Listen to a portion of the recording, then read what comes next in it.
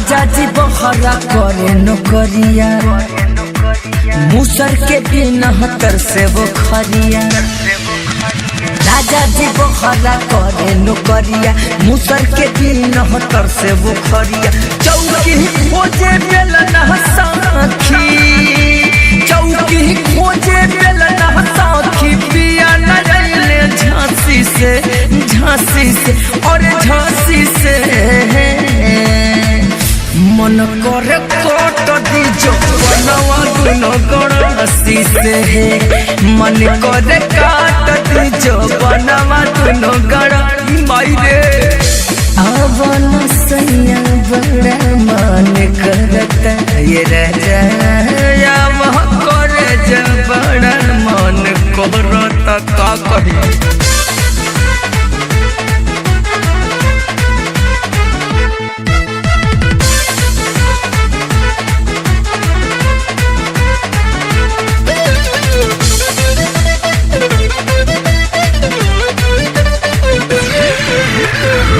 भीजी जाला लहंगा रोजे चढ़े जब जोश हो, चाहता नहीं बोहड में पलक देता खुश हो।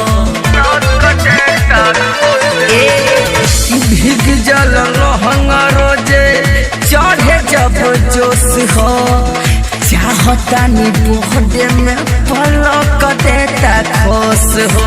हम तो भइली तंग रउआ, हम तो भइली तंग रउआ, गाड़ी के खलासी से, खलासी से, खलासी से।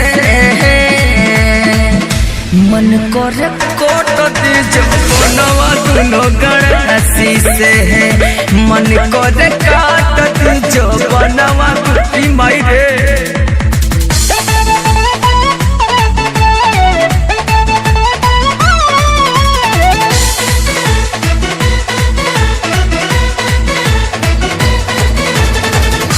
दुर्गा बेदरदी रवि कमी तोहर खलता, एह घर काम हमर बैगने से चलता।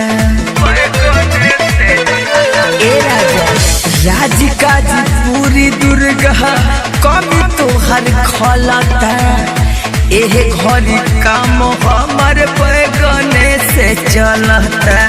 आई बहना घरे उपेंदर, अरे बहना घरे उपेंदर, जहन गमाई फांसी से, फांसी से और फांसी से।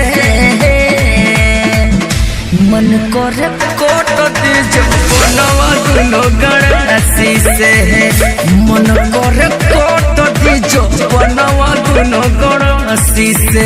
राजा जी बहरा करे नौकरिया, मूसर के बिना तर से वो खरिया।